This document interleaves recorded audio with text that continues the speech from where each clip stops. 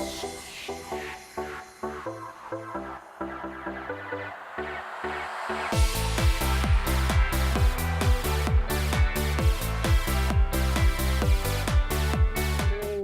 a person watching might get started with a concept if they don't have all that at their fingertips.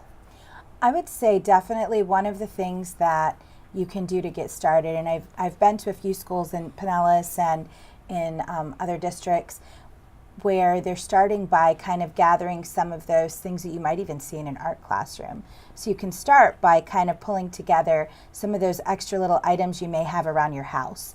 And I know Donna mentioned, and we've talked about kind of reaching out to families to say, do you have any extra like pipe cleaners and little odds and ends, magazines, all that kind of stuff sitting around the house, old cell phones, old radios that you could donate to our makerspace, and they can kind of start building it from there and start with some of those hands-on projects.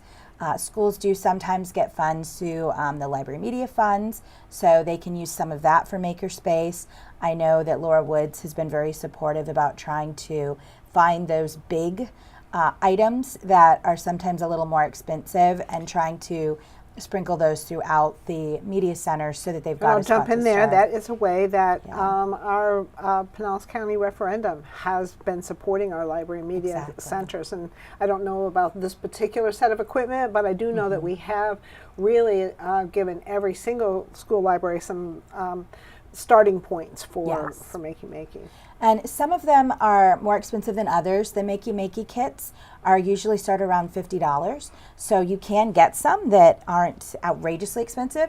Certainly a 3D printer is going to be the higher end and might be the last thing you add. I know some schools who've written grants or done things to the Ed Foundation to get some additional funds to add to that. PTA sales, all of those, cool ways to do it. One of the things I heard the student say was, something about technology and learning technology helps us learn better. Yes. And, we work in the world of technology, and we tend to think technology itself is the great thing. But I think, talk just a minute about how it's not the technology, it's what we do with it. Yeah, and I would say my biggest takeaway that I love about the whole makerspace and maker movement is this idea that the technology is great, but it's the activities and the thought and the thinking and the process that makes it amazing. This computer is lovely, but if I'm not putting my own thoughts and my creativity and ideas into what I'm doing with it, then it's just a box sitting on the table. So I think it's kind of sparking to kids that you can do so much more than just be a passive participant with using that technology. You can actually start thinking of ways to make it do things for you and using it in ways you didn't even think of. I think that's what makes it amazing. I saw this at FETC, and I remember the Makey Makey was a banana piano, and I remember thinking to myself, how is this educationally relevant? But you see how this Makey Makey has grown into so many things. One group of students made something about the solar system, another one about the parts of the ocean, one used it as a piano.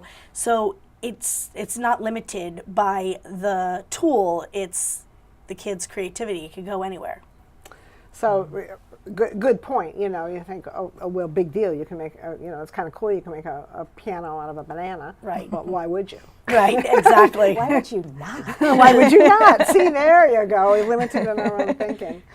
Well, I appreciate you bringing this to our attention, and we've enjoyed visiting Donna Hall and her media center and with her students and Davis and Maddie and all the others. And we'll look forward to scoping out some other cool things for us to visit. Thanks for being here. Thank you. Thank you. And thanks for joining us. And come back next time when we'll have more exciting things happening out in the Pinellas County schools.